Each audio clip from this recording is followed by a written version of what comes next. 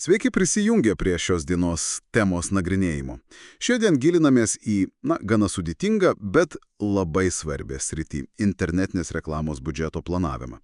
Remiamės mums pateiktą medžiagą ir bandysime išgryninti esminius žingsnius ir, kas ypač aktualu, praktinius patarimus verslo savininkams, būtent tiems, kurie dirba su reklamos agentūromis. Kaip efektyviai paskirstyti tas lėšas? Sveiki. Tikrai taip. Tinkamas biudžeto planavimas tai, žinokit, ne šiaip eilutė sutartyje. Tai pagrindas sėkmingai kampanijai. Ir būtent dėl biudžeto dažnai kyla nesusiprakimų tarp kliento ir agentūros. Tad gal pradėkime nuo pačių pamatų. Gerai, imkimės darbo. Pirmas dalykas, kurį pabrėžia šaltiniai – aiškus reklamos tikslai. Ar norime tiesiog, didinti prekės ženklo matomumą? Arba gal rinkti potencialų klientų kontaktus, tuos vadinamosius leads. Aha, o gal svarbiausia tiesioginiai pardavimai? Nes juk kiekvienam tikslui savas biudžeto skirstimas ir, kas svarbu, skirtingi sėkmės rodikliai. Būtent.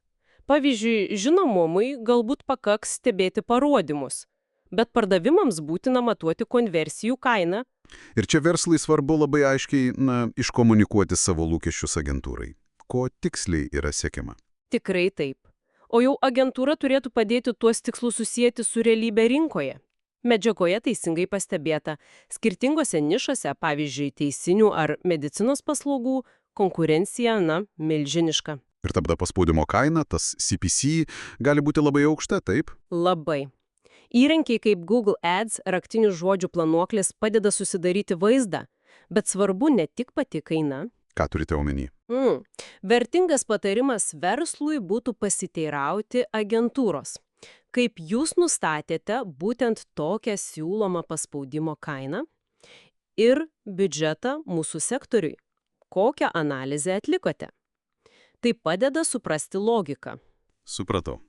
Taigi, kai jau aiškus tikslai ir bent apytikslis rinkos kainos, kaip konkrečiai nuspręsti, kiek pinigų skirti? Medžiagoje minimi keli metodai. Procentas nuo pardavimų, fiksuota suma. Taip, dar bandymas prilygti konkurentams arba biudžeto nustatymas pagal konkrečius tikslus. Kiekvienas turi savo argumentų, žinoma. Kuris populiaresnis? Gal tas procentas nuo pardavimų, bet čia yra įdomus niuansas, kurį galima įžvelgti tarp eilučių tuose šaltiniuose. Koks? Nors jis atrodo logiškas, jis gali tapti, kaip čia pasakius, spąstai saugančiam verslui. Kai labiausiai reikia investuoti į plėtrą, šis metodas gali kaip tik apriboti biudžetą. O, geras pastebėjimas. Taip, galbūt verta su agentūra aptarti lankstesnesnį į tikslus orientuotą modelį, net jei pradžioje jis atrodo rizikingesnis. Logiška. Pereikime prie praktinio įgyvendinimo, pavyzdžiui, per Google Ads. Medžiagoje minimas dienos biudžeto nustatymas. Jei mėnesio biudžetas, tarkim, 600 eurų, išeitų apie 20 eurų per dieną. Taip, bet čia svarbu suprasti, ką tas dienos biudžetas reiškia praktikoje. Ar agentūra naudoja standartinį rodymą, kai biudžetas paskirstomas per visą dieną, ar pagreitinta, kai jis gali, išsinaudoti per kelias valandas. Ir kaip dažnai tai peržiūrima? Būtent, kaip dažnai agentūra peržiūri ir koreguoja šį biudžetą, bei kainos pasiūlymus pagal kampanijos rezultatus. Ar tai vyksta kasdien, kas savaitę. Tai konkretus klausimai, kuriuos verslas turėtų užduoti savo agentūrai, kad suprastų, kaip valdomos jų lėšos. Nepamirškime ir sezoniškumo. Šaltiniuose minima, kad per šventes ar išpardavimus logiška biudžetą didinti, o ramesniais periodais galbūt sumažinti. Kaip tai veikia bendradarbiaujant su agentūra? Tai susijęs su proaktyviu planavimu. Užuot tiesiog reaguovus į sumažėjusius rezultatus ne sezono metu, reikėtų iš anksto su agentūra aptarti strategiją. Ką daryti tuo metu? Galbūt tuo metu verta testuoti naujas auditorijas ar žinutes su mažesniu biudžetu, o ne visiškai sustabdyti kampanijas. O artėjant pikui, kaip užsitikrinti, kad biudžetas bus padidintas laiku ir efektyviai. Reikia kalbėtis iš anksto. Kalbant apie efektyvumą ir optimizaciją, medžiagoje pabrėžiamas AB testavimas, neigiamų raktažodžių naudojimas. Skamba gal techniškai. Bet esmė paprasta. Nuolat ieškoti, kas veikia geriau.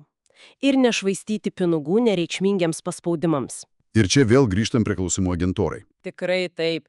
Praktiškas patarimas verslui. Klauskite agentūros ne tik, ar jie daro AB testus, bet ką konkrečiai jie testuoja. Skelbimų tekstus, vaizdus, auditorijas, nukreipimo puslapius ir kokie tų testų rezultatai. O neigiamai raktažodžiai. Lygiai tas pas, kaip aktyviai pildomas jų sąrašas. Įsivaizduokite, parduodat prabangius laikrodžius, o jūsų reklamą mato ieškančius pigių laikrodžių taisomo paslaugų. Tai tiesiog išmesti pinigai. Būtent, geras agentūros darbas ties neigiamais raktažodžiais gali sutaupyti reikšmingą biudžeto dalį. Gerai, o kaip dėl pinigų paskirstimo tarp skirtingų kanalų? Šaltinyje yra pavyzdinis siūlymas. 40–60% Google Ads paieškai, tada 10–15% vaizdiniai reklamai AdSense, baneriai, 5% ir marketingui. Taip pat dalis turinių influenceriams, prekyvietėms. Aišku, tai tik pavyzdys, universalios formulės nėra. Tai kas svarbiausia?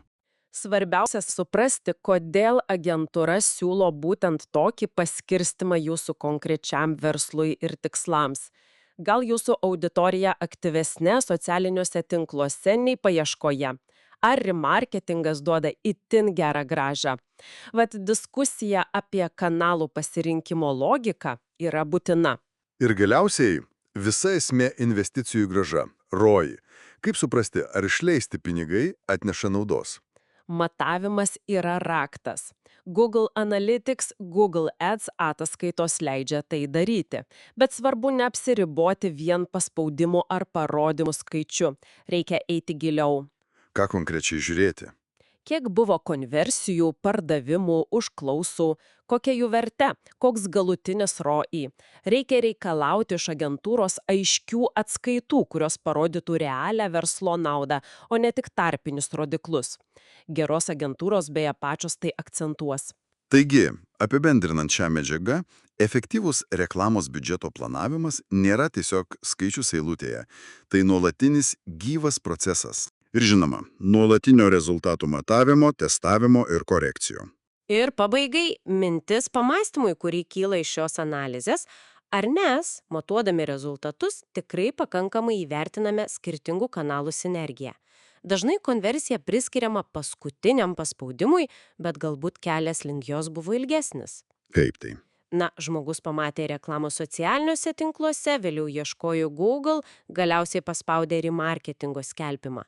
Kaip įvertinti visų šių prisilietimų bendrą poveikį galutiniam rezultatui, kurį kuruoja jūsų agentūra?